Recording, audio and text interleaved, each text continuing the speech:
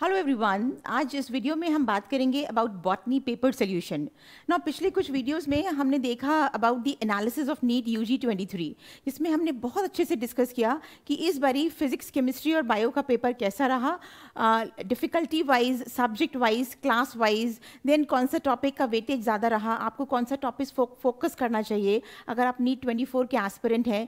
तो ये सारी चीज़ें हम ऑलरेडी डिस्कस कर चुके हैं प्रीवियस वीडियोज़। आई होप तुम लोग ने वो वीडियोज़ ज़रूर देखे होंगे और ये कहानी तुम्हें समझ आई होगी कि नीट 24 के लिए आपको कैसे प्रिपेयर करना है। ठीक है, अब इस वीडियो में हम डायरेक्टली स्ट्रेट अवे बात करेंगे अबाउट द क्वेश्चंस, लेकिन क्वेश्चंस भी हम इस तरह से बात करेंगे कि एक्चुअली अगर हम बायो के पेपर की बात करें so it is straight away from NCERT. So we'll see the page number from where the question has been taken, class कौन सी क्लास से लिया गया है, क्लास 11 की बात कर रहे हैं, क्लास 12 की बात कर रहे हैं। फिर हम बात करेंगे कि क्वेश्चन का लेवल कैसा था, कौन से पेज से उठाया हुआ है, then all these things we'll discuss, कौन से चैप्टर का क्वेश्चन है, और मैं आपको एनसीईआरटी की बिल्कुल पेज नंबर के थ्रू बताऊंगी कि कहाँ से एनसीईआरटी से बात ली गई है।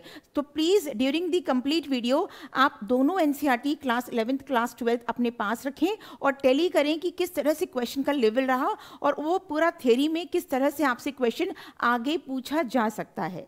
So without wasting time, so हम जानते हैं कि बायोलॉजी में there are 100 questions, 50 questions comes in botany part and 50 questions comes in zoology part. और हमारा बॉटनी ज़ूलॉजी दोनों में ही सेक्शन वाइज डिवाइड होता है, section A and section B. तो सेक्शन ए की बात करें, we have from 101 to 135 questions होते हैं, उसके बाद 15 क्वेश्चंस आपके सेक्शन बी में होते हैं। तो हम स्ट्रेट अवे स्टार्ट करते हैं, बॉटनी का क्वेश्चंस की बात कर रहे हैं हम।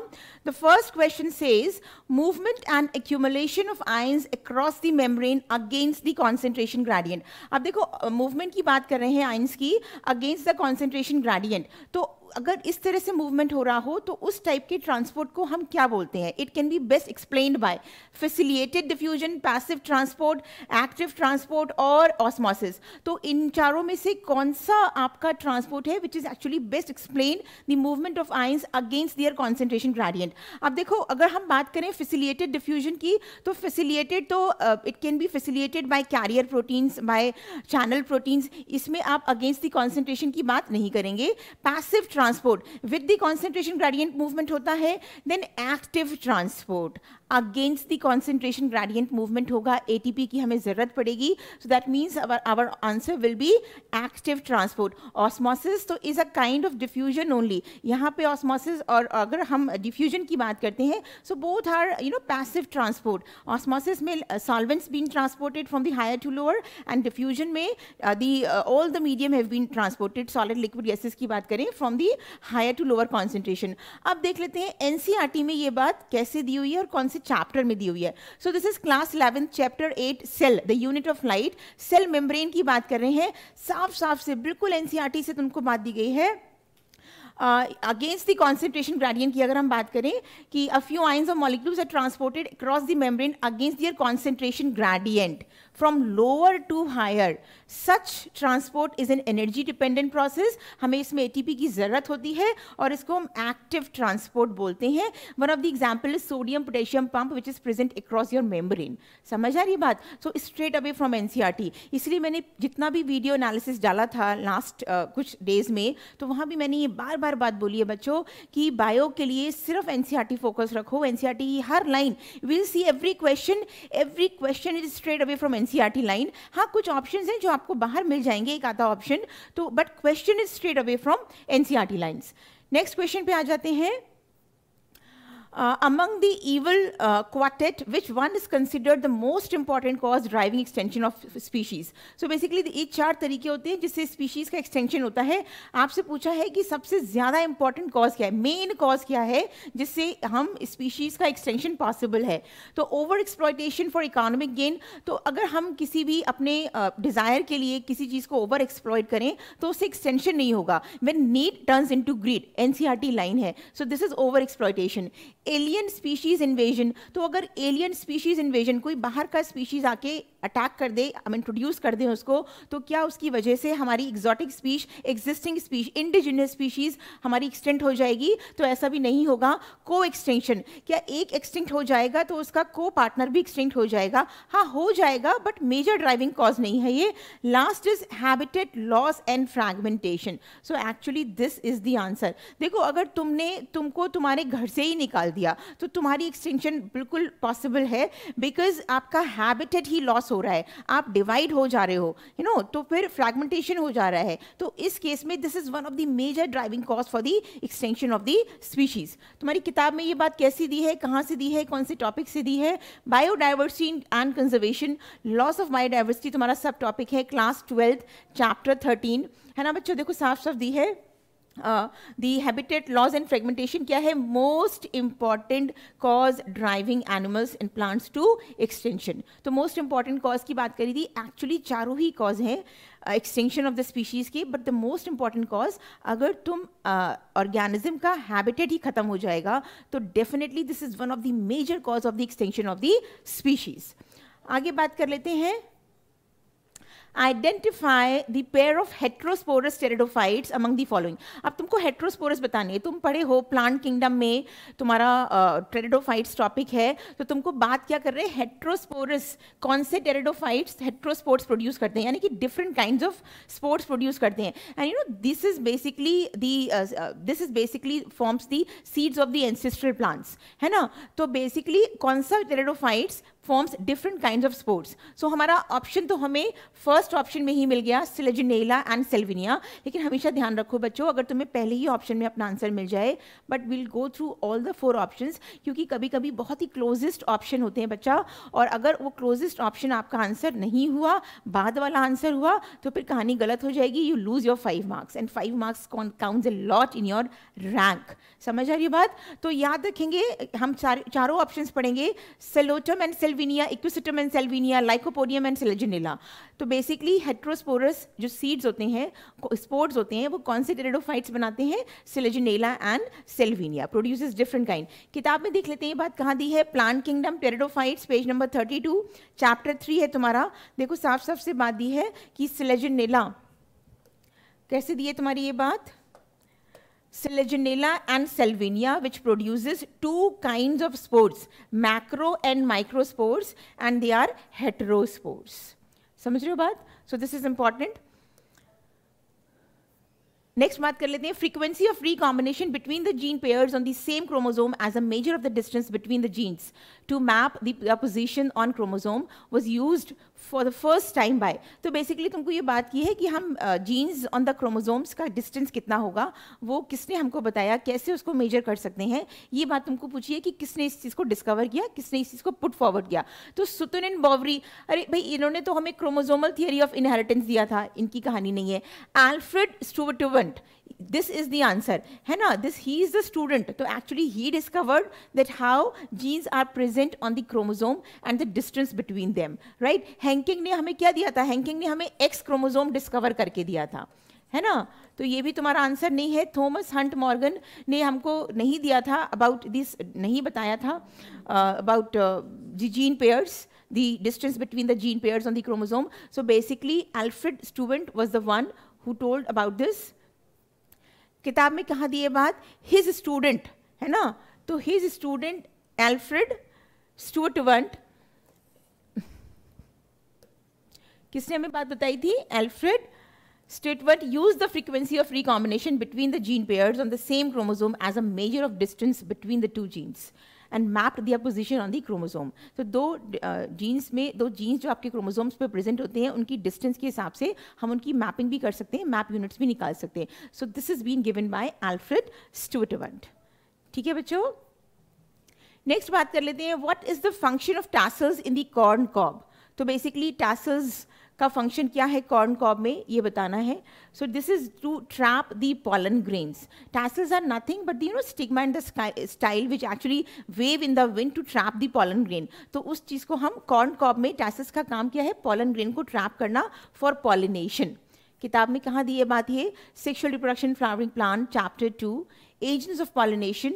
तो कॉर्न कॉब में द टेसल्स यू सी किस तरह से काम करता है, nothing but the stigma and style which wave in the wind to trap pollen grains. देखो बिल्कुल एनसीईआरटी की लाइंस है बच्चों, मैं आपसे क्यों बार बार बोल रही हूँ कि एनसीईआरटी पढ़ो, अच्छे से पढ़ो, लाइंस को रीड करो, बिल्कुल ग्रैब कर लो, टिप्स पे ले आओ और इस तरह से पढ़ो कि तुमको सारे क्वेश्चंस के आंसर नीट में मिल जाए। Identify the correct statement. अब ये क्वेश्चन थोड़े से ट्रिकी हो जाते हैं, जहाँ पे मल्टीपल स्टेटमेंट्स बेस्ड क्वेश्चन हो, तुमको सही बात बोलनी है या गलत बात निकालनी है, तब बच्चों को ज़रूर कन्फ्यूजन होता है, लेकिन हम कन्फ्यूजन दूर करेंगे। एनसीईआरटी खोल के रखना, एनसीईआरटी का पेज भी दिखाऊंगी, सारी लाइन्स एनसीईआरटी की हैं तुम्हारी। डेट्रीवोर्स परफॉर्म्स फ्रैगमेंटेशन, सही बात है, डेट्रीवोर्स क्या करते हैं, फ्रैगमेंटेशन को परफॉर्म करते हैं। अभी ये बात देखेंगे, अर्थवर्म है ना, शोज फ्रैगमेंटेशन। तो ये बात तुमको पूछा गया है क्वेश्चन में, करेक्ट बात पूछी है, तो ये बात तुम्हारी ठीक बात है। ठीक है बच्चों, the humus is further degraded by some microbes during mineralisation. तो ये तुम्हारा क्या है, ह्यूमस जो है फर्दर डिग्रेड कर दी जाती है कुछ माइक्रोब्स द्वारा, जिसको हम मिनरलाइजेशन बोलते हैं। बिल्कुल ये भी बात ठीक है तुम्हारी। Water soluble inorganic nutrients go down into the soil and get precipitated by a process called leaching. बिल्कुल ठीक बात है, ये ना तुम्हारे इनऑर्गेनिक न्यूट्रिएंट्स होते हैं, they get drop by drop they go into the soil, precipitate बन जाता है, जिसको हम लीचिंग बोलते हैं। ठीक है, the detritus food chain begins with living organism. अब देखो यहाँ तुम्हारी बात गलत हो गई, लिविंग से शुरू नहीं होती, dead of plants and animals, the remains of animals, the dead plants and leaves, उनका जितना भी प्लांट पार्ट्स होता है वहाँ से शुरू होती है कहानी। ये बात तुम्हारी गलत हो गई। Earthworm break down detritus into smaller particles by a process called catabolism. अब देखो अर्थवर्म डेट्राइटस को नहीं ब्रेक करते, basically this is done by the decomposers, bacteria and fungi. तो तुम्हारी ये बात भी गलत हो गई, यानी तुम्हारा ये स्टेटमेंट गलत है, ये स्टेटमेंट गलत है, ए बी सी। हम कौन सा ऑप्शन के साथ जाएंगे, द फोर्थ ऑप्शन। ठीक है, किताब में देख लेते हैं कैसे दी है ये बात। See everything is given. पहली बात दी थी तुमको कि detritus basically responsible for fragmentation, तो ये बात तुम्हारी ठीक हो गई। दूसरी बात तुम्हें दी थी ह्यूमस की बात की थी, the humus is further degraded by some microbes, जिसको हम मिनरलाइजेशन बोलते हैं, राइट। एंड तुम्हारा एक उसमें गलत पॉइंट दिया था, ये वाला पॉइंट दिया था कि लीचिंग के थ्रू तुम्हारा जो इनऑर्गेनिक न्यूट्रिएंट्स हैं they go into the soil and get precipitated, ये बात भी तुम्हारी सही हो गई। ठीक है, देखो डेड प्लांट्स एंड एनिमल्स से शुरुआत होती है, वहाँ पे लिविंग ऑर्गेनिजम्स की बात की थी। ठीक है, तो ये बात तुम्हारी ऐसे गलत हो गई, यहाँ पे हम डेड से शुरू करते हैं, लिविंग से शुरू नहीं करते। ठीक है, एंड देन कैटाबॉलिज्म का बात क्या है, बैक्टीरिया फंजाई डिग्रेड करते हैं डेट्राइटस को, जिसको हम कैटाबॉलिज्म बोलते हैं। तो ये तुम्हारे 2 पॉइंट्स गलत थे, बाकी तुम्हारे 3 पॉइंट्स सही से, इस वजह से ABC is the answer, we will go for D option. ठीक है बच्चों, गिवन बिलो आर 2 स्टेटमेंट्स। अब ये भी क्वेश्चन थोड़े ट्रिकी हो जाते हैं, अगर आप अच्छे से पढ़े हो किताब को, समझा है आपने, तभी आप इन क्वेश्चंस को सही तक, इन क्वेश्चंस के आंसर तक पहुंच पाओगे सही तरीके से। Late wood has fewer xylary elements with narrow vessels. बिल्कुल ठीक बात है, एब्सोल्युटली ट्रू स्टेटमेंट है ना। लेट वुड जो होती है उसके पास फ्यूअर जैलरी एलिमेंट्स होते हैं with true narrow vessels. Cambium is less active in winters, कितनी बार क्लास में डिस्कस किया है, विंटर्स में कैम्बियम लेस एक्टिव हो जाता है ना, तो ये बात भी ट्रू है बिल्कुल। ठीक है बच्चों, तो क्या ये reason is the correct reason for the assertion, absolutely both A R true and R is the correct explanation of A. समझ आ रही है बात, कैम्बियम लेस एक्टिव होता है तभी तो फ्लूइड जाइलरी एलिमेंट सीक्रेट होते हैं लेट वुड में। देखो ये बात तुम्हारी किताब में कैसे दी हुई है, एनाटॉमी ऑफ फ्लावरिंग प्लांट्स और कैम्बियम इस सब कहानी दी हुई है। इन विंटर्स में क्या होता है तुम्हारा, कैम्बियम क्या होता है, लेस एक्टिव होता है। विंटर में तुम्हारा कैम्बियम इज लेस एक्टिव, जिसकी वजह से fewer xylary elements have narrow vessels and forms fewer xylary elements with narrow vessels. This is called as late wood, और उसको हम ऑटम वुड भी बोलते हैं। किताब की तुम्हारी लाइन है एज इट इज। समझ आ रही है बात बच्चों, कैसे एनसीईआरटी पढ़नी है for biology. The process of appearance of recombination nodules occur at which substage of the Prophase 1 Meiosis 1? अब ये ना हर बारी क्वेश्चन यहाँ से जरूर आता है, 22 में भी क्वेश्चन आया था, और एक्चुअली सेम क्वेश्चन है बट तरीका पूछने का डिफरेंट है। बिल्कुल सिमिलर क्वेश्चन है, रिपीटेड क्वेश्चन तुम बोल सकते हो इसे, है ना। पहली बार एक्चुअली ये बात कर ली थी कि ऐसा इवेंट कौन सी स्टेज पे होता है। आपकी बारी तुमसे क्या दी है, ये इवेंट का नाम दे दिया है, तुम यहाँ पे क्या दे दिया है, तुमको इवेंट का नाम दे दिया है। Appearance of the recombination nodules occur कौन सी स्टेज पे है, और तुमको स्टेज का नाम बताना बताना है। पिछली बार इवेंट दे दिया था और तुमको इवेंट लिखा हुआ था और तुम्हें स्टेज का नाम बताना था, ठीक है। तो यहाँ पे तुम्हें कब हम देखने को मिलता है, अगर तुम पढ़े हो, है ना, लेपोटीन, जाइगोटीन, देन तुम्हारी pachytene, diplotene, diakinesis, this is all the stages of prophase 1, meiosis 1। But तुमको रिकॉम्बिनेशन ऑफ द नोड्यूल्स कहाँ देखने को मिलेगा, appearance of the recombination nodules तुमको कौन से स्टेज पे देखने को मिलता है, हमको पकाइटीन स्टेज देखने को मिलता है ना। लेपोटीन में तो कंडेंसेशन ऑफ क्रोमोसोम्स होता है, हमें नजर आते हैं क्रोमोसोम्स। फिर उसके बाद तुम्हारा जाइगोटीन में क्या होगा, साइनोप्टिनिमल कॉम्प्लेक्स बनेगा, पेयरिंग ऑफ होमोलोगस क्रोमोसोम्स बनेगा। पकाइटीन में क्रॉसिंग ओवर होगा, जिससे हम एक नोड्यूल्स नजर आएंगे which is called as recombination nodules. देखो तुम्हारी किताब में ये बात कैसे दी है, See, the first two stages Prophase 1 are relatively short-lived. तो first two की बात किसकी बात कर रहे हैं यहाँ पे, first two की बात कर रहे हैं तुमसे लेप्टोटीन एंड जाइगोटीन, ठीक है बच्चों। और उसके बाद तुमसे क्या कह रहे हैं कि during this stage, next stage is pakaitine. During this stage, the 4 chromatids of each bivalent chromosomes become distinct and clear, appear as tetrads. है ना, tetrads की तरह से नजर आते हैं. This stage is characterized by the appearance of recombination nodules, the site at which crossing over occurs between the 2 non-sister chromatids. So यही same question 22 का क्वेश्चन था बच्चों, रिपीटेड क्वेश्चन है। बायो में कई क्वेश्चन ऐसे हैं जो मैं आपको बताऊंगी, रिपीटेड क्वेश्चन है। प्लस एनसीईआरटी एग्जाम्पलर से भी उठाए हुए हैं, तुम्हारे क्लास 12 के बोर्ड एग्जाम भी एक मोटिव फोर्स रहा है इन क्वेश्चंस को बनाने में। तो we'll discuss all these things we'll be in progress in the questions. देखेंगे हम ये बात कि कहाँ से एग्जाम्पलर की कहानी है, कहाँ से तुम्हारी क्लास 12 बोर्ड की कहानी है नीट के पेपर में, ठीक है बच्चों। And this is repeated question. Which of the following stages of meiosis involves division of centromere? है ना, मतलब तुमसे पूछा है कि सेंट्रोमियर कब स्प्लिट हो रहा है। तो अगर तुम अच्छे से पढ़े हो, मियोसिस 2 की बात कर रहे हैं यहाँ पे, तो सेंट्रोमियर कब स्प्लिट होगा, जब तुम्हारा सारे क्रोमोसोम्स अलाइन हो जाएंगे ऑन द इक्वेटोरियल प्लेट, और उसके बाद spindle fibres get attach to the kinetochore of the centromere, और वो काइनेटोकोर क्या करेगा, सेंट्रोमियर को खींच के ले जाएगा। तो कौन सी फेज पे खींच के ले जाएगा, एनाफेज 2 पे लेके जाएगा खींच के, ठीक है। कैसे लिखी है तुम्हारी किताब में ये बात, anaphase 2, it begins with the simultaneous splitting of the centromere। तो सेंट्रोमियर डिवीजन की तो बात कर रहे हैं आपसे क्वेश्चन में, है ना, of each chromosomes which was holding the sister chromatids together, allowing them to move towards the each poles of the cell, है ना। 2 पेयर जो आपका होमोलोगस क्रोमोसोम होगा, इस तरीके से आपका वो अनपेयर्ड होके reach to the ends of the poles, ठीक है बच्चों।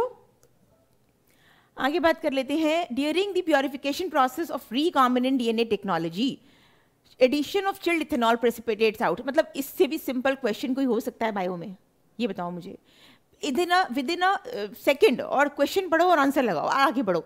मतलब कुछ करना ही नहीं है तुमको इसमें, सीधे डीएनए को मार्क करके आगे बढ़ना है। तुम्हारे बायोटेक में बिल्कुल साफ साफ डायग्राम दिया हुआ है कि चिल्ड इथेनॉल कब यूज करते हैं, टू प्रेसिपिटेट द डीएनए, है ना, हम उसको बाहर निकालेंगे, एक्सट्रैक्ट करेंगे, तभी तो उस पर काम कर पाएंगे। तो इससे सिंपल क्वेश्चन आपको देखने को नहीं मिलेगा, विद इन 2-3 सेकेंड्स आपको ये क्वेश्चन रीड करके और आगे बढ़ना है, ठीक है। चलिए आगे बात कर लेते हैं, किताब में साफ साफ कहाँ दी है ये बात, है ना। देखो बायोटेक्नोलॉजी प्रिंसिपल प्रोसेस का टॉपिक है, तो ये बात दी हुई है तुमको कि and purified the DNA ultimately precipitates out after the addition of chilled ethanol, ठीक है बच्चों। आगे बात कर लेते हैं, family Fabaceae differs from Solanaceae and Liliaceae, ठीक बात है, डिफर करती है विद रिस्पेक्ट टू स्टेमन्स। तो तुमसे किसकी रेफरेंस में बात की है, स्टेमन्स की रेफरेंस में बात की है कि फेबिएसी में किस टाइप के स्टेमन्स प्रेजेंट होते हैं। Pick out the characteristic specified to the family Fabaceae but not found in Solanaceae and Liliaceae. मतलब फेबिएसी में तुम्हें देखने को मिले इस टाइप की स्टेमन कंडीशन, लेकिन तुम्हें सोलेनेसी और लिलिएसी में नहीं मिलती है। तो अगर तुमने फैमिली पढ़ी है, अगर तुमने अच्छे से स्टेमन वाला पार्ट पढ़ा है, वो इफ यू रिमेंबर मोनोएडेल्फस, डाइएडेल्फस, है ना, पॉलीएडेल्फस, है ना, देन आपने वो वाली कहानी पढ़ी है किस तरह की अरेंजमेंट होती है, डाइथिकस होते हैं, मोनोथिकस होते हैं। तो ये कहानी अगर तुमने पढ़ी है चैप्टर से, तुम बहुत अच्छे से आंसर कर दोगे। तो फेबिएसी की अगर बात करें, फेबिएसी में डाइएडेल्फस कंडीशन होती है, यानी कि स्टेमन एक से ज्यादा प्रेजेंट है, पॉली कंडीशन है। तो पॉली कंडीशन में भी क्या है, they are present in bundles, और 2 के बंडल्स में प्रेजेंट होते हैं। तो डाई मीन्स 2, तो यानी कि 2 के बंडल्स में फेबेसी में फैमिली में हमें स्टेमन नजर आएंगे। एंड डायथिकस मीन्स कि आपके पास बाइलोब्ड एंथर होगा। तो ये कहानी किसकी है? तुम्हारी फेबेसी फैमिली की, जो कि सोलेनेसी और लिलियेसी में प्रेजेंट नहीं है बच्चों। ठीक है, आगे बात कर लेते हैं। देखो साफ साफ दी है ये बात, तुम्हारी फैमिली वाला जो पार्ट है ना मॉर्फोलॉजी में, कि Fabaceae has androecium that is stamen 10 में प्रेजेंट होता है, डायडेल्फस होता है, एंथर इसका डायथिकस होता है। ठीक है बच्चों। Large colourful fragrant flowers with nectar are seen in, बहुत खूबसूरत से फ्लावर हो, खुशबू बिखेरते हुए हो, कलरफुल हो, तो ऑब्वियसली पॉलिनेशन की बात कर रहे हैं हम। लेकिन किस टाइप का पॉलिनेशन प्रेफर करेगा? तब पॉलिनेशन होगा आपका इंसेक्ट पॉलिनेटेड फ्लावर, है ना। बैट में नॉक्टर्नल होने चाहिए, because bat is a nocturnal, night blooming flowers होने चाहिए। तो वो तो बात ही नहीं कर रहे हैं तुमसे कैरेक्टरिस्टिक में। विंड में तो जरूरत ही नहीं है ना, wind will carry the pollination, abiotic factor है। तो इसलिए तुम्हारा किस टाइप का पॉलिनेशन होना चाहिए इसमें? Insect pollinated plant. बिल्कुल इसी तरीके से तुम्हारी किताब में बात दी है, sexual reproduction flowering plants, page number 14। Majority of the insect pollinated flowers are large, colourful, fragrant and rich in nectar. तो बिल्कुल साफ साफ बात दी है, insect pollinating agent. Spraying of which of the following phytohormone or juvenile conifers helps in hastening the maturity period that leads to early seed production? तो तुम कौन सा वाला फाइटोहार्मोन स्प्रे करोगे जिससे तुम्हारा सीड प्रोडक्शन जल्दी हो जाएगा, ये बात कर रहे हैं, है ना। मेच्योरिटी पीरियड जल्दी आ जाएगी, ऑब्वियसली मेच्योरिटी जल्दी होगी तो सीड प्रोडक्शन भी जल्दी हो जाएगा। तो हम जुवेनाइल कोनिफर्स के साथ कौन सा हार्मोन डाल सकते हैं? जिबर्लिक एसिड डाल सकते हैं। साफ साफ तुम्हारी बात दी है ये। प्लांट ग्रोथ एंड डेवलपमेंट में तुम सारे हार्मोन्स पढ़े होंगे, फाइटो हार्मोन्स। तो जिबर्लिन्स की कहानी है ये। बिल्कुल the first line is says like this, spraying juvenile conifers and gibberellic acid hastens the maturity period, thus leading to early seed production. किताब की एज इट इज लाइन तुमको क्वेश्चन में दे दी है। ठीक है बच्चों, आगे बात कर लेते हैं। Axile placentation is observed in, तो एक्साइल प्रेजेंटेशन कौन से फ्लावर में होता है? तुम बहुत अच्छे से जानते हो, है ना। मल्टी लॉक्यूलर ओवरी होती है, placenta is present in the middle जिससे ओव्यूल्स अटैच्ड होते हैं, इसको हम एक्सिलरी एक्साइल प्रेजेंटेशन बोलते हैं। तो तुमको कहाँ पे देखने को मिलती है ये? China rose, petunia and lemon. किताब में कैसे दी है तुम्हारी ये बात? टाइप्स ऑफ प्रेजेंटेशन हम पढ़े थे, तो इसमें एक एक्साइल प्रेजेंटेशन है when placenta is axial and the ovules are attached to the multilocular ovary. ठीक है बच्चों, the placentation is said to be axile. तो चाइना रोज की यहाँ बात की है तुमसे, और लेमन की बात की है तुमसे, और पिटेंशिया की बात की है तुमसे। ठीक है बच्चों, आगे बढ़ते हैं। Among eukaryotes replication of DNA takes place. अब इससे ज्यादा सिंपल अगेन क्वेश्चन क्या होगा कि रेप्लिकेशन, जब तुम्हारा सेल साइकिल हो रहा है, सेल डिवाइड हो रहा है, तो सेल साइकिल में तुम्हारा इंटरफेस में 3 फेज होती है, हम जानते हैं, G1 phase, S phase and G2 phase. तो कौन सा फेज में तुम्हारा सिंथेसाइज होता है, डीएनए डबल हो जाता है, डीएनए रेप्लिकेट कर जाता है? तो S फेज आंसर तो मैंने तुम्हें दे दिया। S फेज में तुम्हारा डीएनए क्या करेगा? डबल रेप्लिकेट हो जाएगा, इसलिए इसको सिंथेसिस फेज बोलते हैं, है ना। G1 में तुम्हारा क्या होता है? G1 में तो सेल अपने आप को तैयार करता है, और G1 तुम्हारा is basically the intermediate phase between the to mitosis. समझ आ रही है बात? G2 फेज जो तुम्हारा है, इसमें तुम्हारे प्रोटीन सिंथेसिस होते हैं।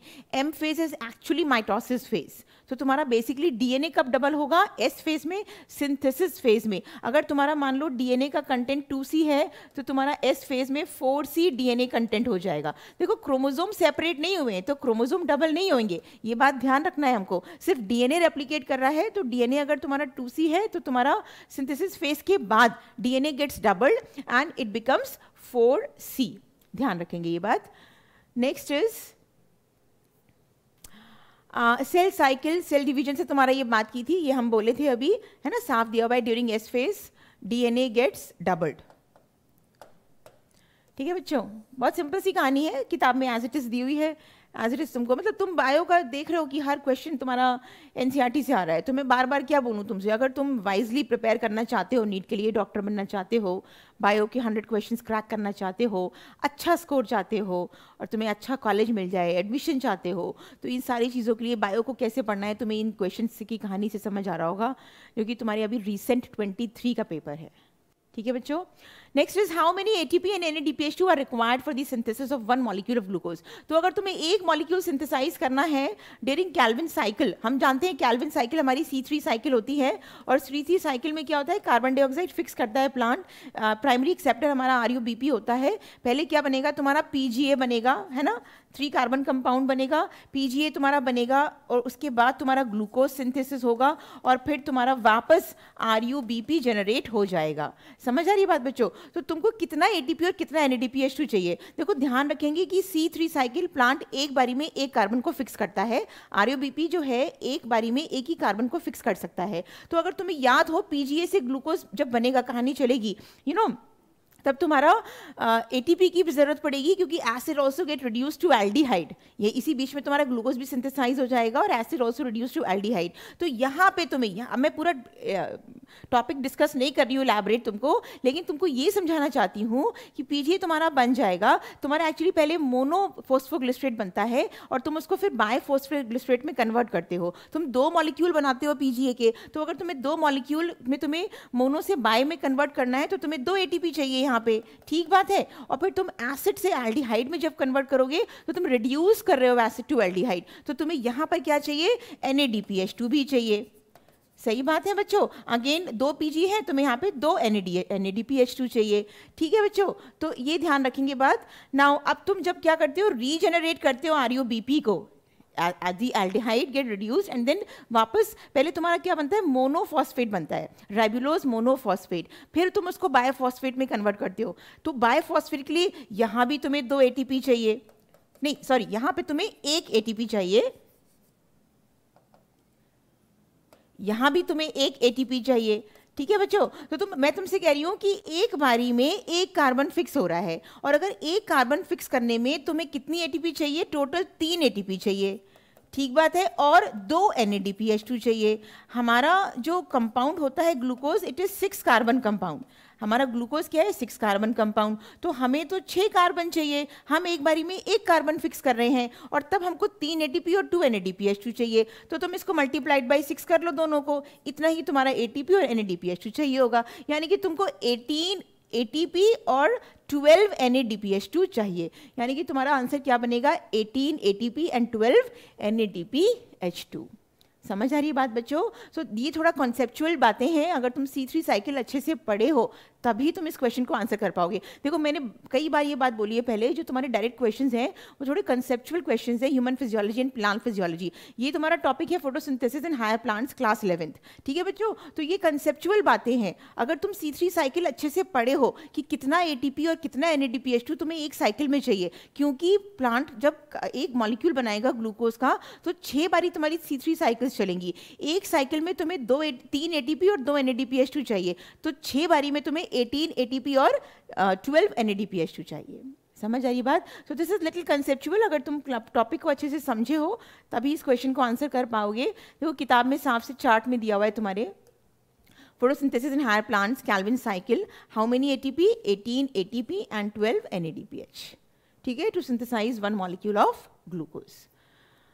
In gene gun method used to introduce alien DNA into the host cell, यानी कि तुम्हें recombinant DNA बनाना है, तो तुम कौन सा मेटेरियल से कोट होता है वो तुम्हारा एलियन DNA। बहुत सिंपल है, again mark and go forward, कुछ नहीं करना तुम्हें इस क्वेश्चन में, पढ़ना है, मार्क करना है, सीधे आगे बढ़ना है, साफ साफ तुम्हारी बात ये किताब में दी हुई है, ठीक है। देखो यहाँ पे दी है ये बात, biotechnology principle and processes, it is given like this, micro particles gold और टंगस्टन कोटेड विद DNA, है ना, जिसको हम जीन गन मेथड बोलते हैं। Next is the thickness of ozone in a column of air in the atmosphere is measured in terms of, मतलब अब इससे भी सिंपल क्वेश्चन क्या देखोगे तुम, ये बताओ मुझे, बायोलॉजी में नीट जैसे एग्जाम में क्या तुम्हें पढ़ना है और क्या करना है इस क्वेश्चन में, सीधे पढ़ो, मार्क करो और आगे बढ़ो। डॉप्सन यूनिट्स में मेजर्ड होता है आपका। तो this is actually class 12th, कौन सा टॉपिक था, एनवायरमेंटल इशू था, ओजोन डिप्लीशन की बात कर रहे थे, साफ साफ तुम्हारी किताब में ये बात दी है, ठीक है बच्चों। मतलब कुछ एक्सप्लेनेशन ही नहीं है, कुछ कहीं जाना ही नहीं है, सीधे क्वेश्चन पढ़ो और आगे टिक मार्क करो और आगे बढ़ो। Unequivocal proof that DNA is a genetic material was first proposed by, पढ़े हो तुम कितना सारा Hershey's and chase experiment, bacteriophage use किया था उन्होंने, है ना। तो ये तो बिल्कुल अगेन पढ़ो, मार्क करो, आगे बढ़ो, ये क्वेश्चन ऐसे हैं जिसमें तुम्हें टाइम लगाना ही नहीं है। अगर तुम इन क्वेश्चन पे भी टाइम लगाए हो तो तक नहीं तुम पढ़ के ही नहीं आए हो एग्जाम के लिए। मतलब ये क्वेश्चन ऐसे हैं कि तुम्हें टाइम लगाना ही नहीं है, पढ़ो, मार्क करो और आगे बढ़ो। देखो कहाँ दी ये बात, बिल्कुल किताब की लाइन है और कुछ है ही नहीं उस क्वेश्चन में बच्चा, सिंपल सी बात है। मॉलिक्यूलर बेसिस ऑफ इनहेरिटेंस से उठाया है क्वेश्चन।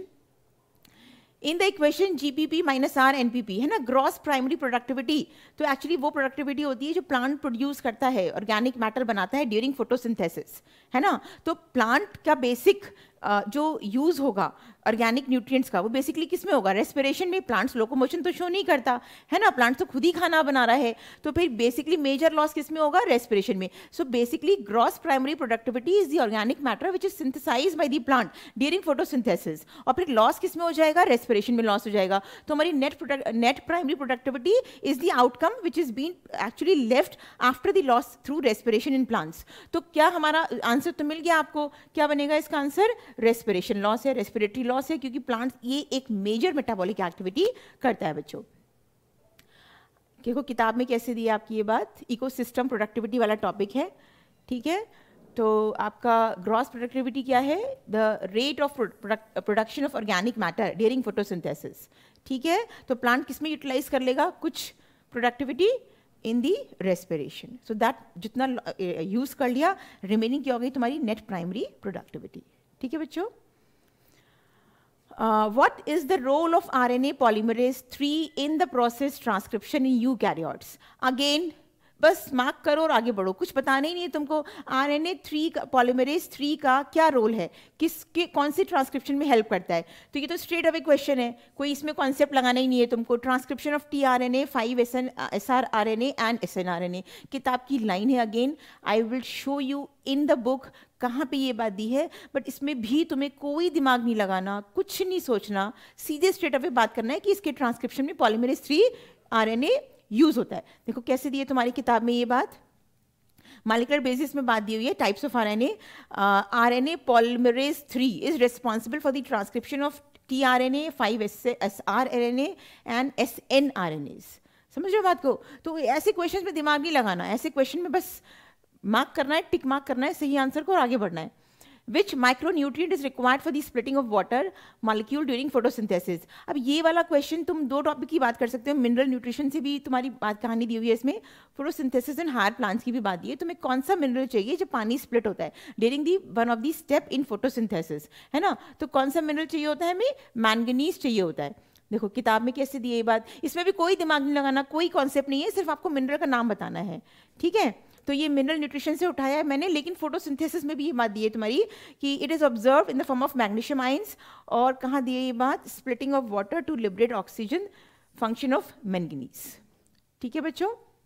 मतलब कोई एक्सप्लेनेशन ही नहीं है, कुछ है ही नहीं, आपको सिर्फ आंसर क्वेश्चन पढ़ना है, आंसर लगाना है। In angiosperms the haploid diploid triploid structures of a fertilized embryo sac sequentially are. अब देखो ये क्वेश्चन की बात करी थी straight away from your NCERT exemplar, बिल्कुल साफ साफ से सेक्सुअल रिप्रोडक्शन फ्लावरिंग प्लांट में एज इट इज क्वेश्चन दिया हुआ है। इसलिए मैं ये बोलती हूँ क्लास में भी, तुम लोगों से भी ये बोल रही हूँ बच्चों, before NEET exam NCERT exemplar के सारे क्वेश्चंस जरूर पढ़ के जाएंगे, ठीक है बच्चों। तो फिलहाल आपसे बात क्या पूछा है कि कौन सा हिप्लॉइड डिप्लॉइड और ट्रिप्लॉइड स्ट्रक्चर है। तो हिप्लॉइड मतलब एन की बात कर ले, तो इसमें तो पहली अगर हम बात करें हमारे चारों ऑप्शंस मिल रहे हैं हमें, मतलब चारों ही ऑप्शन हो सकते हैं। डिप्लॉइड की बात कर लें, अब देखो ये तुम्हारा जो है ना ये एन होता है, सिनर्जिड्स, डिप्लॉइड नहीं होता। ये तुम्हारा एंटीपोडल अगेन एन होता है, एंडोस्पर्म तुम्हारा 3N होता है, यानी कि ट्रिप्लॉइड स्ट्रक्चर होता है। तो तुम्हारा एन क्या होता है, जाइगोट होता है। तो अब तुम्हारा आंसर तुम्हें मिल गया यहीं पर ही, है ना। सिनर्जिड्स आर एन यानी कि हिप्लॉइड, जाइगोट आर डिप्लॉइड यानी कि 2N, और primary endosperm nucleus, double fertilization तुम पढ़े हो कि two polar nuclei when fuses with one male gamete, तो तुम्हारी ट्रिप्लॉइड कंडीशन आती है, पहले सेल बनेगा फिर उसमें डिवीजन चलेगा, एंडोस्पर्म बन जाएगा। तो यानी कि तुम्हारा ये क्या बन जाएगा, 3N बन जाएगा। तो तुम्हारा correct answer option 2, synergids, zygote and antipodals. किताब में कहाँ दी है, sexual reproduction in flowering plants की कहानी है।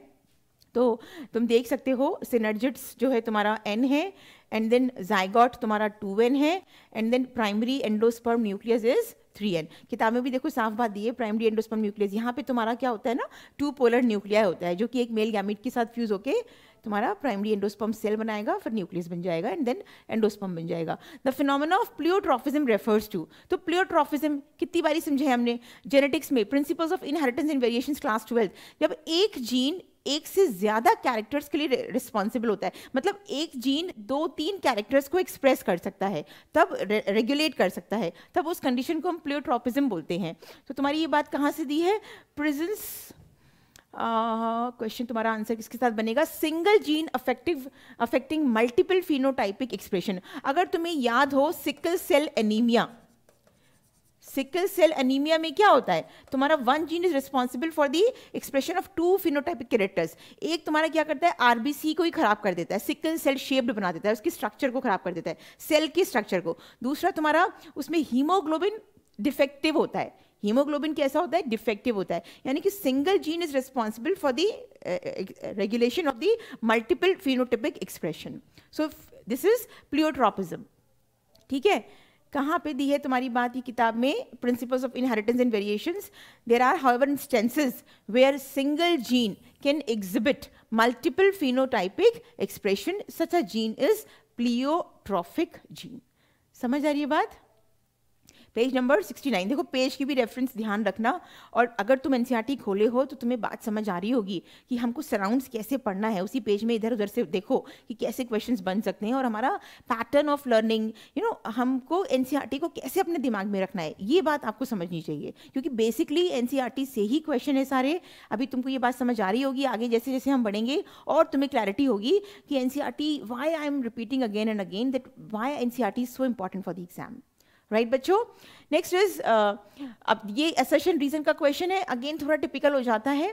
Assertion says ATP is used at 2 steps in glycolysis. ठीक बात है, 2 स्टेप्स में यूज नहीं होता। अगर तुम पढ़े हो ग्लूकोज को पहले ग्लूकोज 6 फॉस्फेट बनता है, तो उसमें तुम्हारी एक एटीपी यूज हो गई, फिर तुम्हारा फ्रुक्टोज 6 फॉस्फेट से फ्रुक्टोज 1,6 बाय और डाई फॉस्फेट बनता है, तब तुम्हारी एक एटीपी और यूज हो गई। 10 स्टेप प्रोसेस है, जो फर्स्ट 5 स्टेप्स होते हैं दैट इज एक्चुअली उसी तुम्हारे स्टेप्स में एटीपी यूज हो रहा है, 2 एटीपी तुम यूज करते हो, तो ये बिल्कुल ठीक बात है। अब देखो आगे वही कहानी दी है रीजन में, तो एक्चुअली दिस इज आपको आंसर मिल चुका होगा। First ATP is used in converting glucose into glucose 6 phosphate, तो यहां पे तुमने एक एटीपी यूज कर ली, एंड देन फ्रुक्टोज 6 फॉस्फेट से फ्रुक्टोज 1,6 डाई और बाई फॉस्फेट बन गया, तो तुमने 2 एटीपी यूज कर ली, यानी बिल्कुल सही बात है और करेक्ट एक्सप्लेनेशन है। Both A and R are true and R is the correct explanation of A. ठीक है बच्चों, ग्लाइकोलाइसिस तुम पढ़ोगे उसमें भी मिल जाएगा। ATP is used at 2 steps, first in the conversion of glucose into glucose 6 phosphate, है ना बच्चों, and then from fructose 6 phosphate to fructose 1,6 biphosphate. ठीक है, respiration in plants, page number 156, glycolysis topic की बात कर रहे थे।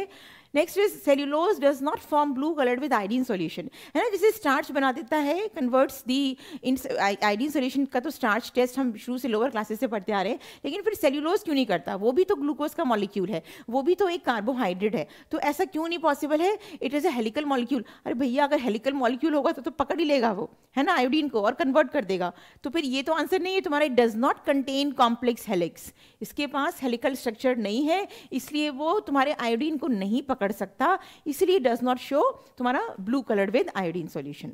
तो तुम्हारा सही आंसर क्या बनेगा? तुम्हारा ऑप्शन 2, डाइसैकेराइड थोड़ा पॉलीसैकेराइड है। ठीक है बच्चों, तो ये तुम्हारी किताब में कहाँ बात दी है? इनफैक्ट स्टार्च कैन होल्ड, है ना, स्टार्च तो कर लेता है, हमारा टेस्ट कितनी बारी हम करे भी होंगे बचपन में। Cellulose does not contain complex helix, है ना। हमने एक स्टार्च आयोडीन टेस्ट सॉल्यूशन पे एक रील भी डाला हुआ है, उसको भी देखना तुम लोग इन्फिनिटी विजन में, बच्चों के साथ मिलके, बहुत ही मज़ेदार सा है, you will love the video. ठीक है, चलिए नेक्स्ट पे आ जाते हैं। Which hormone promotes internode petiole elongation in deep water rice, तो कौन सा हार्मोन जो है वो किसको प्रमोट करेगा? डीप वाटर राइस में पिटियोल के इंटरनोडल इलोंगेशन में हेल्प करेगा। सो दिस इज बेसिकली इथिलीन। अब देखो ये सारी ना लर्निंग वाली बात है, तुमने जितने अच्छे से फैक्ट्स को लर्न किया है उतने अच्छे से और उतने जल्दी से तुम इन क्वेश्चंस को आंसर कर सकते हो। लिखा है साफ साफ ये बात कि इथिलीन प्रमोट्स, किसको प्रमोट करता है? Ethylene. Ethylene promotes rapid internodal petiole elongation इन डीप वाटर राइस प्लांट्स। तो ये सारी चीज़ें तुम जितने अच्छे से लर्न करे हो ना, तुम्हारा टाइम उतना ही ज़्यादा कम कंज्यूम होगा तुम्हारे एग्जाम में। Express sequence tags refers to, अब देखो नाम से ही पता चल रहा है हमें एक्चुअली जो कंप्लीट सेट ऑफ जीनोम होता है, ह्यूमन जीनोम प्रोजेक्ट से क्वेश्चन लिया है आपका ये, तो उसमें दो तरीके से हम उसको सीक्वेंस करते हैं, या तो तुमने कंप्लीट जीनोम को सीक्वेंस कर दिया है ना, या तुमने क्या किया, जो सीक्वेंस जो पार्ट तुमको कोडिंग पार्ट है जो कि कुछ एक्सप्रेस कर रहा है, प्रोटीन बना रहा है, आरएनए बना रहा है, उसको तुमने कोड सीक्वेंस किया, तो उसको हम क्या बोलते हैं, एक्सप्रेस सीक्वेंस टेक्स्ट, नाम से पता चल रहा है एक्सप्रेशन है उसके पास। तो basically all genes that are RNA that actually been sequenced under express sequence tags. ठीक है, एक तुम्हारा दूसरा होता है सीक्वेंस एनोटेशन, तो वो ब्लाइंड अप्रोच है, उसमें तुम सारा सेट ऑफ जीनोम सीक्वेंस करते हो, चाहे वो नॉन कोडिंग पार्ट हो चाहे वो कोडिंग पार्ट हो। ठीक है, देखो ये बात दी है यहाँ पे तुम्हारी किताब में, मॉलिक्यूलर बेसिस ऑफ इनहेरिटेंस में द मेथड्स, 2 अप्रोचेस लिए गए हमें। 1 approach is focus on identify all the genes that are expressed as RNA, उसको हम क्या बोलते हैं, एक्सप्रेस सीक्वेंस टेक्स्ट। ये तो लर्न हो जाएगी, बहुत सिंपल सी बात है, जो एक्सप्रेस कर रहा है उसको हमने सीक्वेंस किया है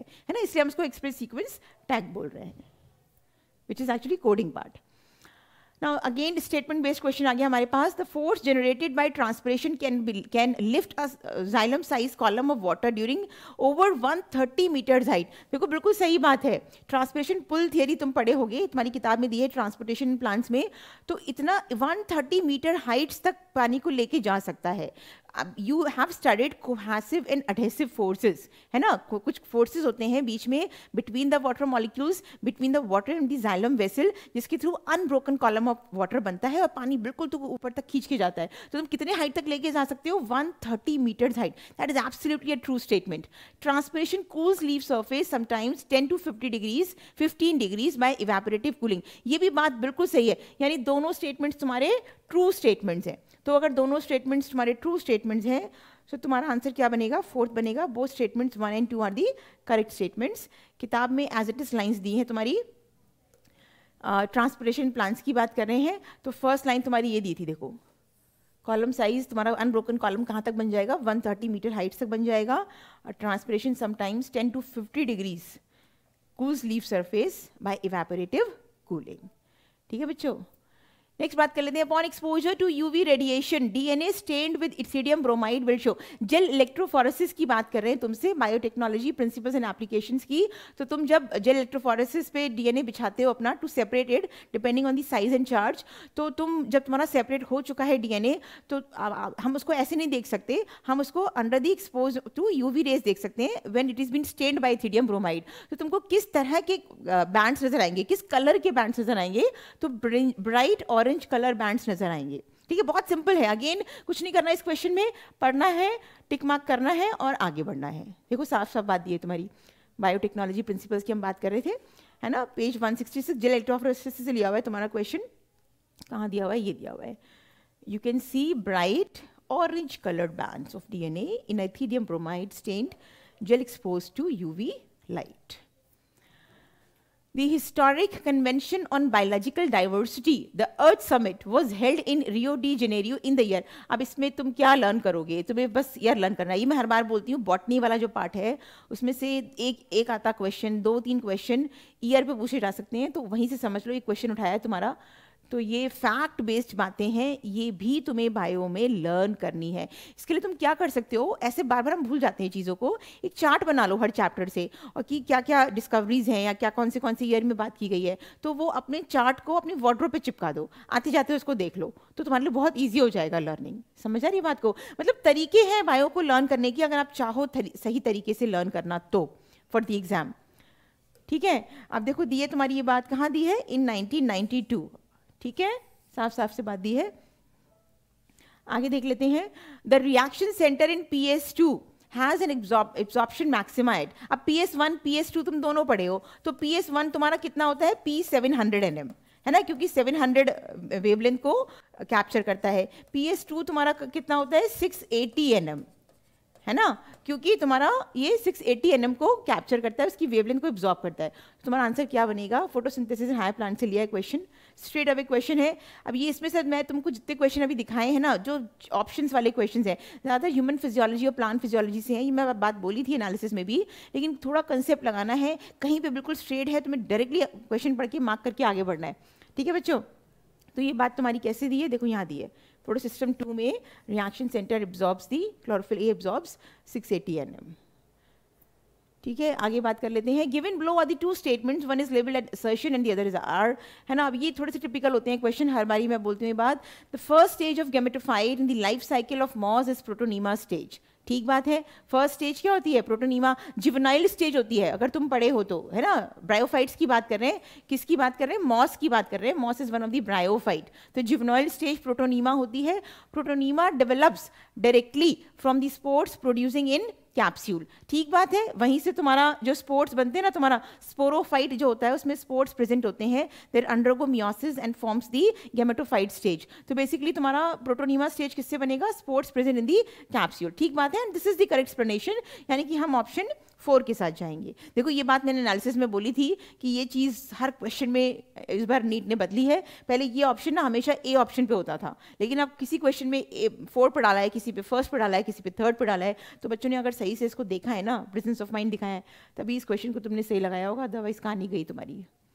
ठीक है बच्चों, तो प्लांट किंगडम की बात कर रहे थे, साफ साफ दिए। फर्स्ट स्टेज क्या होती है? प्रोटोनीमा स्टेज होती है, which develops directly from the spore.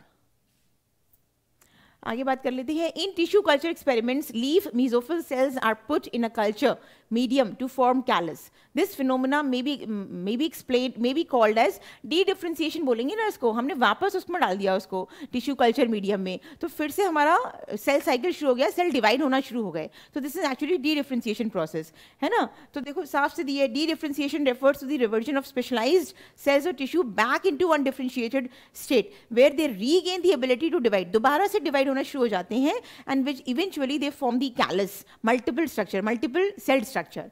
ठीक है, आगे बात कर लेते हैं।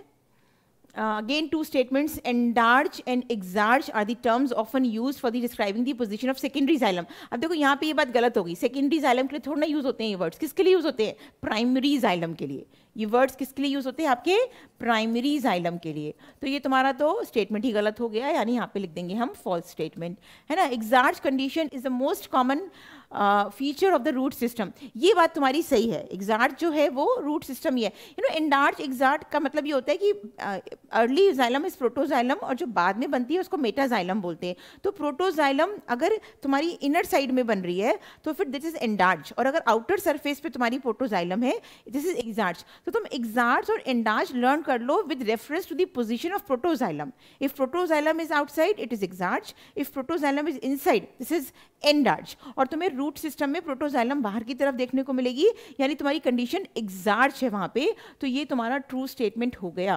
तो यानी कि statement 1 is correct and statement statement 1 is incorrect and statement true second is true.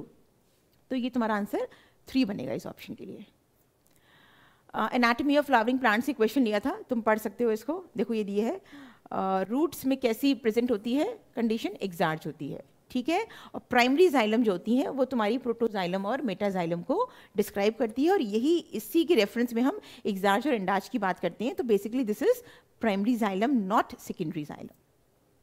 सो ये हमने कहानी कहाँ तक फिनिश की? सेक्शन ए फिनिश की हमने। 35 question asked in section A from 101 to 135। अब बॉटनी का हम दूसरा सेक्शन बी शुरू करने वाले हैं फ्रॉम क्वेश्चन नंबर 136 टू 150। अब देखो यहाँ पे ना सेक्शन ए और बी में सिर्फ ये डिफरेंस है, थोड़ा सा डिफिकल्टी लेवल बढ़ जाता है। अब अगर डिफिकल्टी लेवल की बात करूँ तो बेसिकली तुमको जैसे सेशन रीजन क्वेश्चन है, मल्टीपल स्टेटमेंट बेस्ड क्वेश्चन है, इस सेक्शन में तुमको ज़्यादा देखने के लिए मिलेंगे। लेकिन फिर यहाँ पे तुम्हारे लिए एक एडवांटेज भी है, तुमको 15 क्वेश्चंस में से यहाँ पे 10 क्वेश्चंस अटेम्प्ट करने हैं।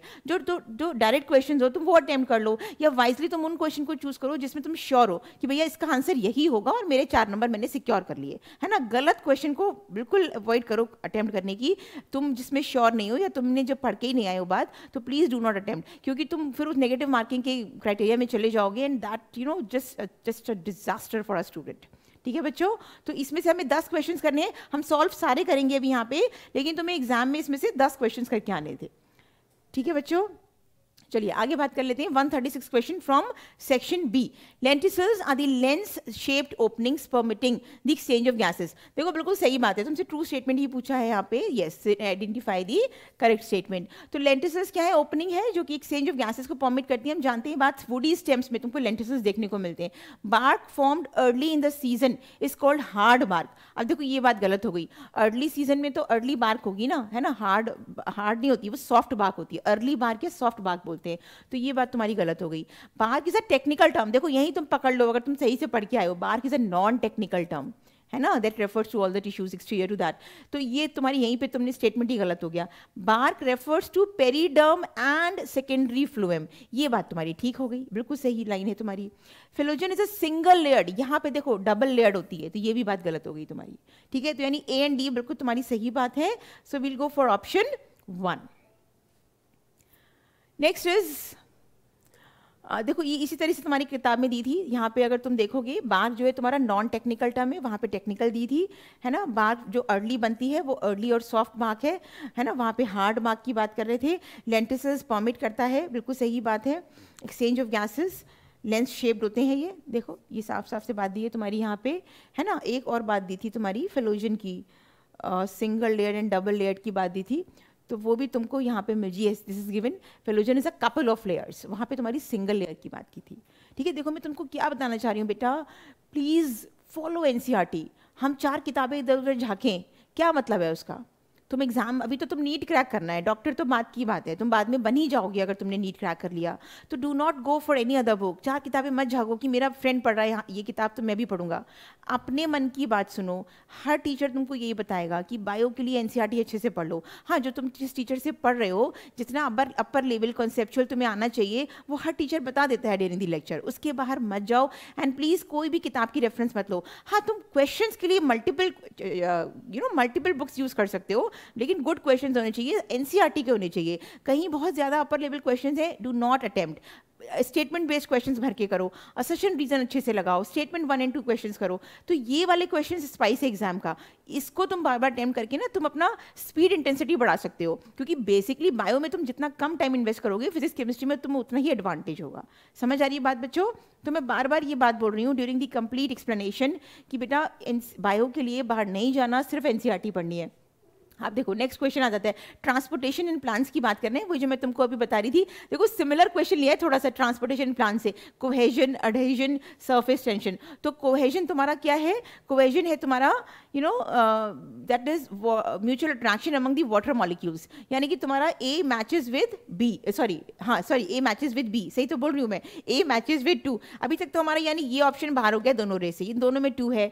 अडहेशन का मतलब होता है towards the polar surface between the water and the xylem vessel, यानी तुम्हारा बी इज 4। देखो तुम्हें ऑप्शन यहीं से मिल गया, लेकिन फिर भी हम अदर चेक कर लेते हैं। सरफेस टेंशन क्या है, more attraction in liquid phase, है ना। गटेशन, हाइड्रोथोट्स तुमने पढ़े होंगे, लीफ की मार्जिन्स पे प्रेजेंट होते हैं हाइड्रोथोट्स। सो वहाँ पे जो वाटर लॉस होता है ना, हाइड्रोथोट्स, तो तुम्हारा वहाँ पे जो वाटर लॉस होता है ना, उसको हम गटेशन बोलते हैं।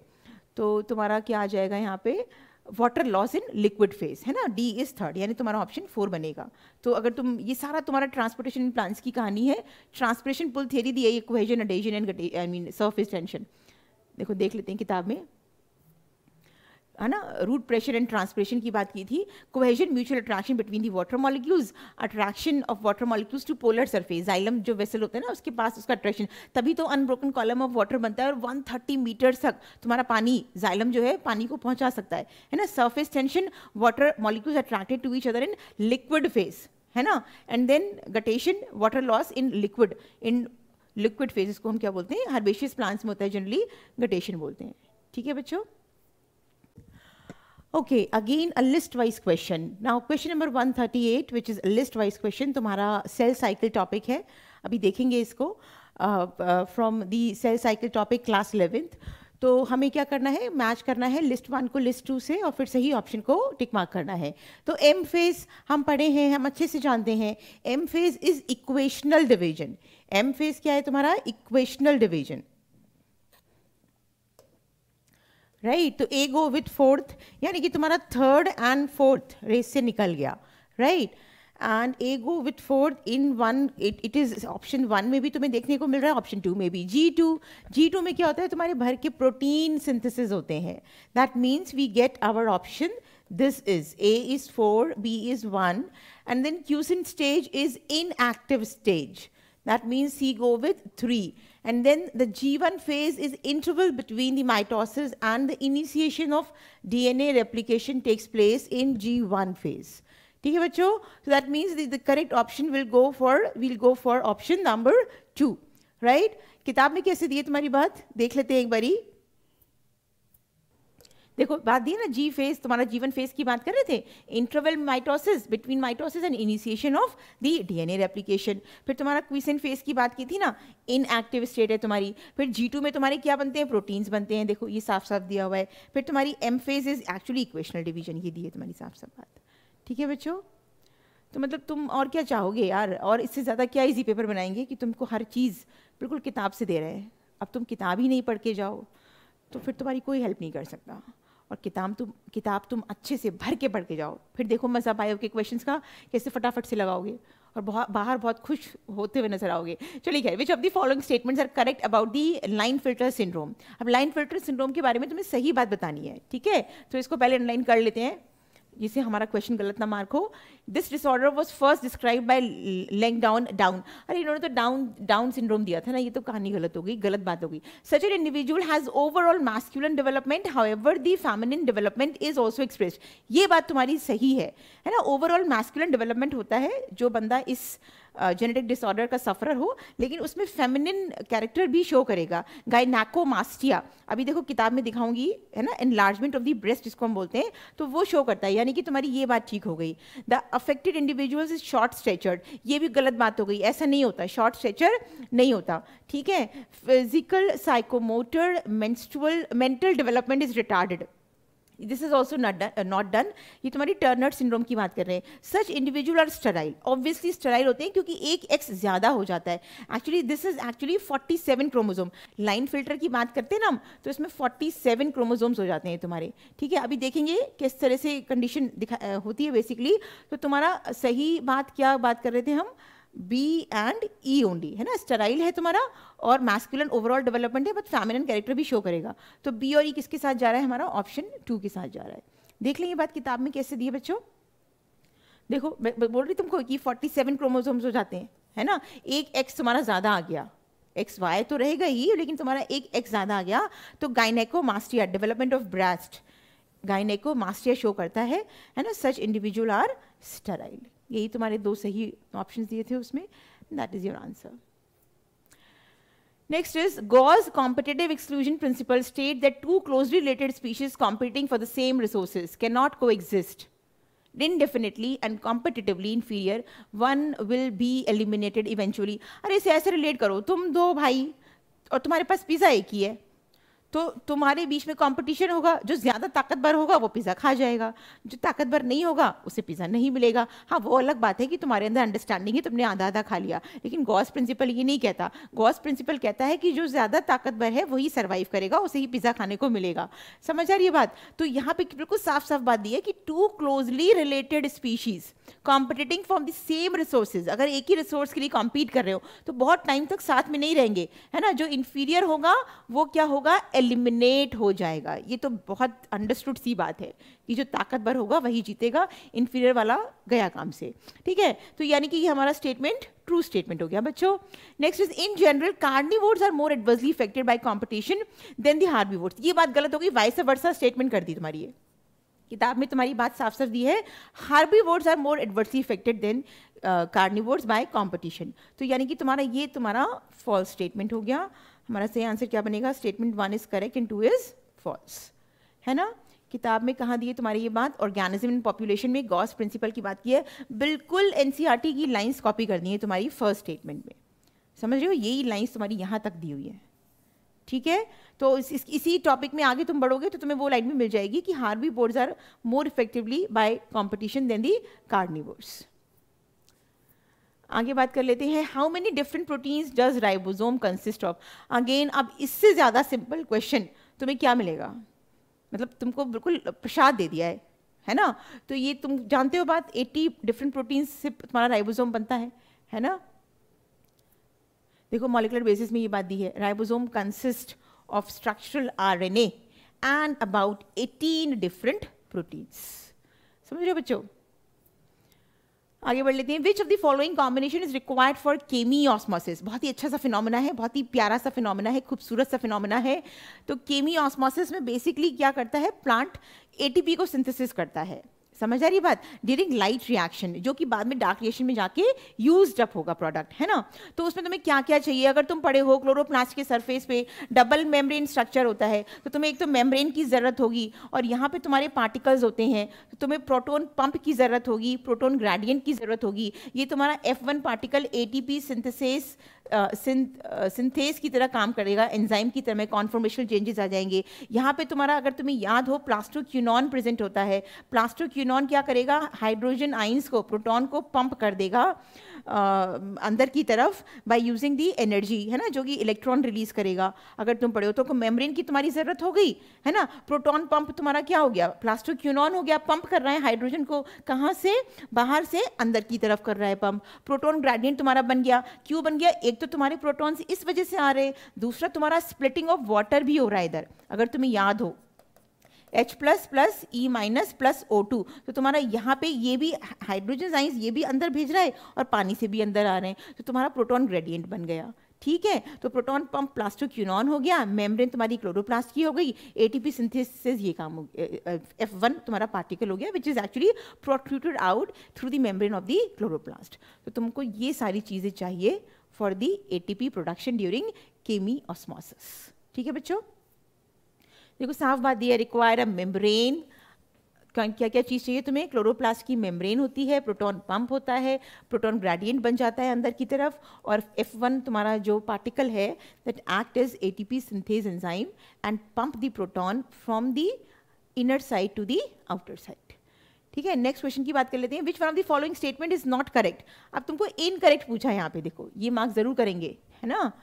तो इनकरेक्ट क्या है, algal blooms caused by the excessive of organic matter in water improves water quality and promotes fisheries. मतलब क्या बात कर दी यार, इंप्रूव करेगा वाटर क्वालिटी को, प्रमोट करेगा फिशरीज को, फिशेस की मोर्टालिटी के लिए वो रिस्पॉन्सिबल होता है एल्गल ब्लूम, क्योंकि वो सारा ऑक्सीजन ले लेता है, डिजोल्व ऑक्सीजन, और तुमको अगर ऑक्सीजन नहीं मिल रही है तो तुम्हारा हैप्पी बर्थडे, आई मीन तुम्हारा डेथ ही हो जाना है। समझ आ रही है बात? तो यहाँ भी तो वही कहानी है, अगर तुमको ऑक्सीजन नहीं मिलेगी फिशेस को तो फिशेस बढ़ेंगी थोड़ी ना, वो तो मर जाएंगी। तो यानी कि ये तुम्हारा इनकरेक्ट स्टेटमेंट हो गया। आंसर हमें ना यहीं से मिल गया एक्चुअली।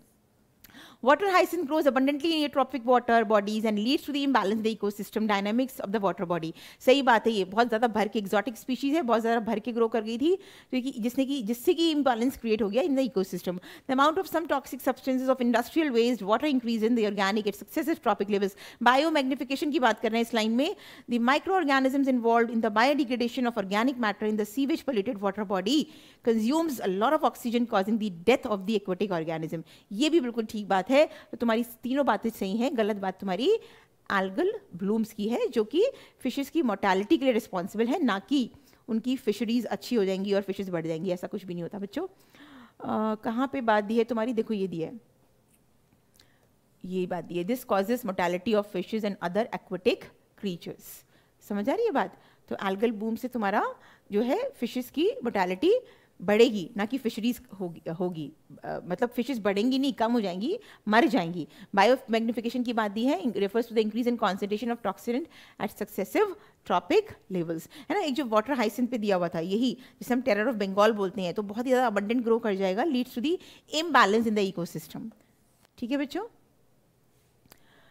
तो चैप्टर का रेफरेंस भी ध्यान रखेंगे कैसे हमें पढ़ना है टॉपिक को। अगेन ये मैंने एक वीडियो बनाई थी अभी थोड़े दिन पहले, तो वहाँ भी मैंने ये बात बोली थी कि भैया ये एक चार्ट दिखाऊंगी अभी, उसी के रेफरेंस पे ही लिया हुआ है कि ज़रूर पढ़ के जाना है रे, हर बारी इसमें से एक क्वेश्चन आता है और इस बार भी आ गया। तो तुमको 4 इंटरेक्शन दी हुई है, पॉपुलेशन इंटरेक्शन की आपस में ऑर्गेनिज्म कैसे इंटरेक्ट करती है। म्यूचुअलिज्म हो सकता है, पैरासिटिज्म हो सकता है, प्रेडेशन हो सकता है, कमेंसलिज्म हो सकता है, अमेंसलिज्म हो सकता है। तो यहीं से एक क्वेश्चन बन के आ जाता है और इस बार भी आ गया। तो म्यूचुअलिज्म तो हम जानते हैं भाई दोनों ऑर्गेनिज्म बेनिफिट ले रहे हैं एक दूसरे से। तो यहाँ पे म्यूचुअलिज्म पहले देख लो कि तुम्हारा एक इसके साथ जाएगा, जहाँ दोनों प्लस प्लस के साइन हो वो तुम्हारा म्यूचुअलिज्म हो गया। यानी कि तुम्हारा म्यूचुअलिज्म क्या हो गया, 4th हो गया, क्योंकि दोनों में अंडरस्टैंडिंग है, दोनों एक साथ रह रहे हैं और दोनों एक दूसरे को बेनिफिट प्रोवाइड कर रहे हैं, है ना। तो ए गो विथ 4 यानी कि तुम्हारा 3rd ऑप्शन एलिमिनेट हो गया। अब बात कर लेते हैं कमेंसलिज्म। तो एक को तो बेनिफिट हो रहा है लेकिन दूसरे को ना ही बेनिफिट ना ही हार्म हो रहा है, उसके लिए मतलब कोई फायदा ही नहीं हो रहा उसको। जैसे तुम्हारी किताब में एक एग्जांपल दिया हुआ है, कई सारे दिए हुए हैं, एक बहुत इंटरेस्टिंग सा एग्जांपल जो मुझे बहुत अच्छा लगता है, सी anemone with the clown fish. C anemone के पास स्टिंगिंग टेंटिकल्स होते हैं, तो क्लाउन फिश उसके पास जाके छिप जाती है, प्रेडेटर से बच जाती है लेकिन टेंटिकल्स से दूर रहती है। तो सी एनिमोन को तो कोई फायदा नहीं हो रहा लेकिन क्लाउन फिश प्रेडेटर से बच जा रही है, कमेंसलिज्म। ठीक है। एक तुम्हारी किताब में और एग्जाम्पल दिया हुआ है, बर्ड्स का दिया हुआ है कि बर्ड्स एक्चुअली एग्रिड बर्ड्स जो होती हैं वो जो कैटल्स होते हैं, ग्रेजिंग कैटल्स जो होते हैं वो उनके पास नजर आती है, क्योंकि जब कैटल्स ग्रेज करते हैं ना तो सॉइल के थ्रू वो जो छोटे छोटे इंसेक्ट्स नहीं होते वो ऊपर आ जाते हैं, so that becomes the food for the birds. तो भाई कैटल्स को कोई फायदा नहीं हो रहा लेकिन बर्ड्स को फायदा हो रहा है। तो और भी कई सारे एग्जाम्पल दिए, बट ये दोनों एग्जाम्पल बहुत ही इंटरेस्टिंग से हैं, that's why I quote here. But then commensalism का मतलब एक को फायदा दूसरे को कुछ भी नहीं, यानी बी गो विद 1। तो तुमको ऑप्शन मिल गया A go with 4 then B go with 1, यानी यहाँ तुम्हारे को आंसर तो मिल गया। अमेंसलिज्म का मतलब कि एक को नुकसान दोनों दूसरे को कुछ भी नहीं, यानी कि तुमको जाएगा सी विद 2। देखो यहीं पे सी विद 2 है। पैरासिटिज्म तो तुम जानते हो, एक होस्ट होता है और दूसरे एक को फायदा दूसरे को नुकसान, यानी कि पैरासिटिज्म विद 3, डी विद 3। तो तुम्हारा ऑप्शन क्या बनेगा, 1st ऑप्शन बनेगा। ठीक बात है बच्चों। नेक्स्ट देखो, ये मैं बोल रही थी ये चार्ट इज वेरी इंपॉर्टेंट, इस चार्ट के बगैर तुम्हारा ये टॉपिक अधूरा है, बहुत ही इंपॉर्टेंट चार्ट है, प्लीज करके जाना। म्यूचुअलिज्म में दोनों को फायदा हो रहा है, अमेंसलिज्म में नुकसान हो रहा है एक को, दूसरे को कोई मतलब नहीं है। कमेंसलिज्म में एक को फायदा हो रहा है दूसरे से कोई मतलब नहीं है। और तुम्हारा वहाँ पे तीसरा क्या कंडीशन दी थी, पैरासिटिज्म की दी थी, एक को फायदा दूसरे को नुकसान। नेक्स्ट बात कर लेते हैं, main steps in the formation of recombinant DNA are given below, है ना। रिकॉम कुछ स्टेप्स दिए आपको सीक्वेंसली अरेंज करनी है ना, arrange the steps in correct sequence. अब देखो सबसे पहले तुम क्या करोगे, cutting of DNA at specific location bye restriction enzyme. तुम डीएनए जो तुमने आइसोलेट किया है ना उसको तुम पहले कट करोगे बाय रिस्ट्रिक्शन एंजाइम। तुम्हारा बी के साथ जाएंगे हम फर्स्ट। तो अभी तो तुम्हारे रेस में ये दोनों बाहर निकल गए, 3rd एंड 4th ऑप्शन हो सकते हैं। फिर आगे देख लेते हैं आइसोलेशन ऑफ, हाँ अब तुम क्या करोगे, जो तुमने डीएनए पूरा निकाला है उसको तुम रिस्ट्रिक्ट किया है, जो तुमको मल्टीप्लाई करना है, जो तुम्हारा जीन ऑफ इंटरेस्ट है उसको तुम निकाल लोगे। तो isolation of desire DNA fragment, यानी कि तुम्हारा सही ऑप्शन क्या बनेगा, बी सी डी ए। देख लेते हैं, डी एम्पलीफाई करोगे तुम उसको, मल्टीप्लाई करोगे यूजिंग पीसीआर और फिर उसको होस्ट में ट्रांसफॉर्मेशन कर दोगे, होस्ट में डाल दोगे, फिर बायो रिएक्टर्स के थ्रू उसे मल्टीपल लेवल पे, बहुत हाई लेवल पे उसको इंक्रीज करोगे के कंटेंट को, so that the products can be prepared. समझ आई बात। तो B C D A is the correct sequence of this question. तो ये सारी कहानी तुम्हारी दी है बायोटेक्नोलॉजी प्रिंसिपल एंड प्रोसेसेस में, ये पूरे पैराग्राफ में वही बात की है कि किस तरह से सीक्वेंस बनेगा तुम्हारा आरडीएनए का। नेक्स्ट बात कर लेते हैं लिस्ट वाला। आप देखो ये भी again a very simple question. Iron की बात कर लें तो iron is activator of catalase. अब देखो ये वाला क्वेश्चन है ना, अगर तुम पढ़े हो, लर्न किया है, because these are facts, mineral nutrition से लिया है क्वेश्चन, तो वहाँ पे 2 पन्नों पे माइक्रो एंड मैक्रो न्यूट्रिएंट्स की जिक्र की हुई है। अगर तुम अच्छे से पढ़ के आए हो तभी तुम इस क्वेश्चन तक पहुँच पाओगे, वरना ये क्वेश्चन तुम्हारे हाथ से गया। ठीक है, तो तुम्हारे को चॉइस भी है, ये तुम क्वेश्चन छोड़ के आ सकते हो। ठीक है, iron is activator of catalase, यानी कि ए गो विद 3rd, तो तुम्हारा 1st एंड 3rd तो गया ऑप्शन से। जिंक इज एक्चुअली, जिंक को हम यूज करते हैं सिंथेसिस ऑफ ऑक्सिन, तो बी गो विद 2, यानी कि हम इस पे जा सकते हैं। Let's check, C go with नहीं, B go with 2 and C go with, just second,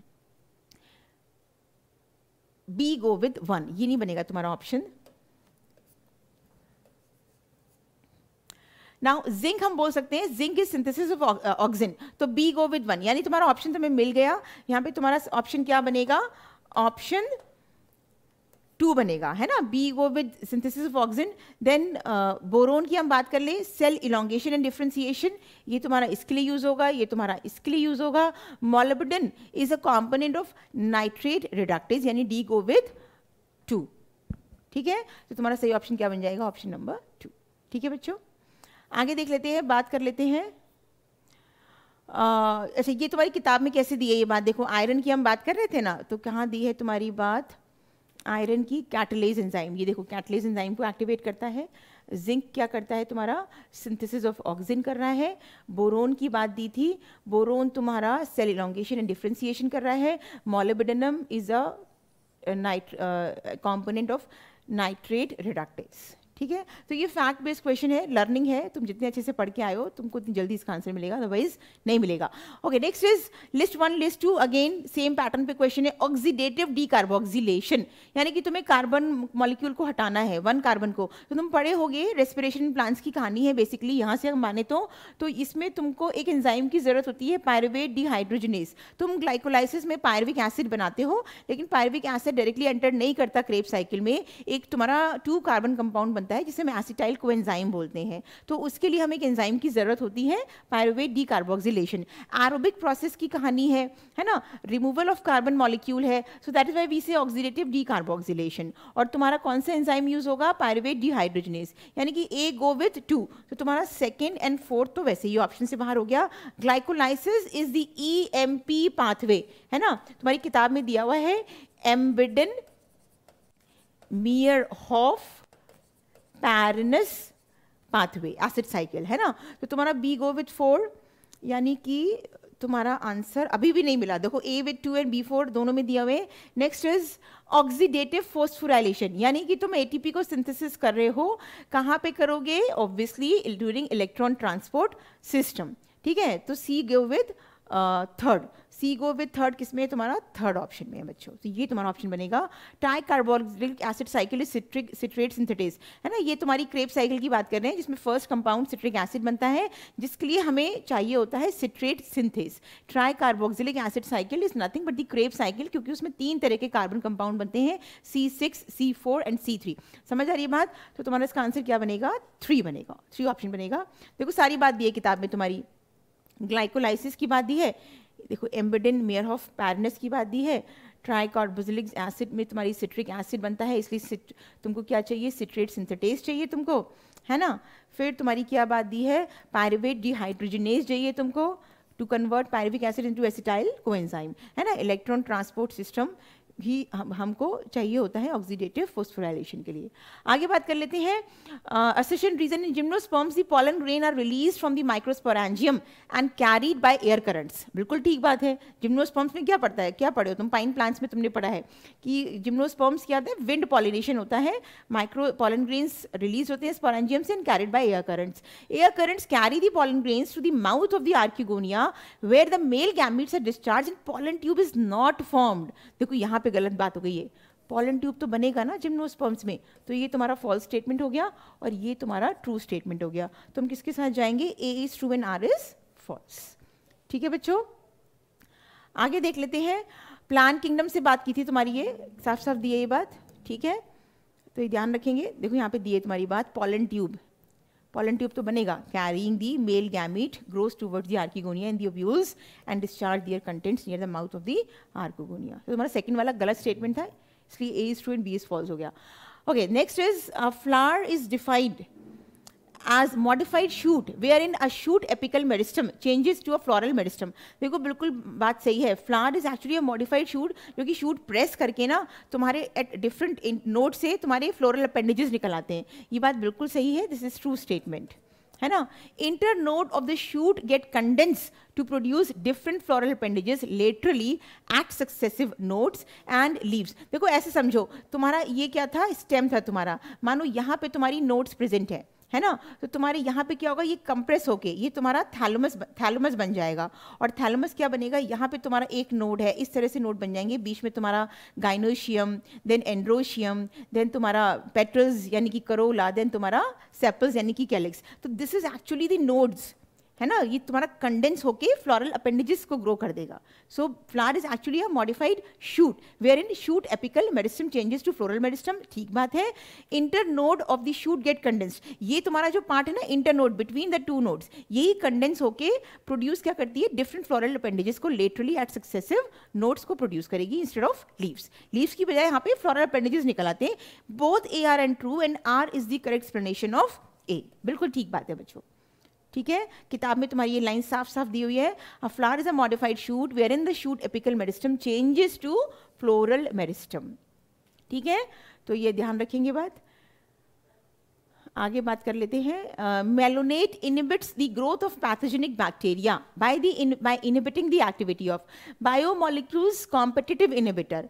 malonate क्या करता है, किसकी एक्टिविटी को, कौन से एंजाइम की एक्टिविटी को इनहिबिट करता है, क्योंकि वो रिजेंबल करता है सबस्ट्रेट से. तो सक्सिनिक डिहाइड्रोजनेज उस सबस्ट्रेट के साथ ना बाइंड होकर मेलोनेट के साथ बाइंड हो जाएगा, जिससे कि फर्दर रिएक्शन रुक जाएगा और this actually leads to the growth of the bacterial pathogens. तो कौन सा एंजाइम है वो, सक्सिनेट डिहाइड्रोजनेज.